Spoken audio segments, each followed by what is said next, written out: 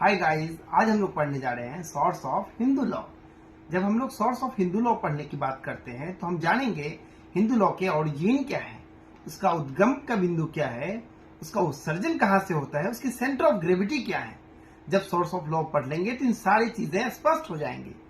इनके दो सबसे प्रमुख हेड्स हैं। पहला है एंशिएंट सोर्स ऑफ लॉ, दूसरा है मॉडर्न सोर्स ऑफ लॉ। जब हम एंशिएंट सोर्स ऑफ लॉ की बात करते हैं तो हम पढ़ेंगे श्रुति को, स्मृति को, कमेंट्रीज एंड डाइजेस्ट को पढ़ेंगे और हम पढ़ेंगे कस्टम को। दूसरा, जब हम मॉडर्न सोर्स ऑफ लॉ की बात करते हैं तो हम पढ़ते हैं equity, justice and good conscience को, हम पढ़ते हैं प्रेसिडेंस को और हम पढ़ेंगे लेजिस्लेशन को। एंशिएंट सोर्स ऑफ लॉ के फर्स्ट इसेंशियल है Shruti. It is one of the most oldest religious text. ये सबसे प्राचीनतम रिलीजियस टेक्स्ट है श्रुति। इसका शाब्दिक अर्थ होता है व्हाट वाज हेयर्ड, क्या सुना गया।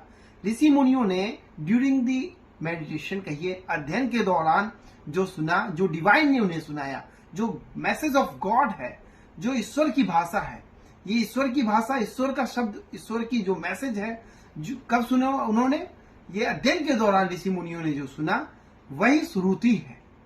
और दूसरा क्या होता है, स्मृति। स्मृति का मतलब ही होता है स्मरण में क्या रहा, जो उन्होंने ड्यूरिंग दी मेडिटेशन, अध्ययन के दौरान जो सुना और उसकी जो मेमोरी इनके पास रह गई और वह जब कंपाइल होकर बनी तो वो क्या बन गई, स्मृति बन गई। जो श्रुति है ये ईश्वरीय भाषा है, ईश्वर का मैसेज है, ईश्वर का साउंड है। और ईश्वर का साउंड ये कब आया, अध्ययन के दौरान ऋषि मुनियों तक आया और उनसे फिर हम लोगों तक आया, आम आवाम तक ये चीजें पहुंची। और ये कंपाइल होकर क्या बनी थी, 4 वेद बनी थी, जो ईश्वरीय वेद है, ईश्वरीय ग्रंथ इसको कह सकते हैं आप। ऋग्वेद, यजुर्वेद, अथर्ववेद, सामवेद के रूप में हम लोग जानते हैं।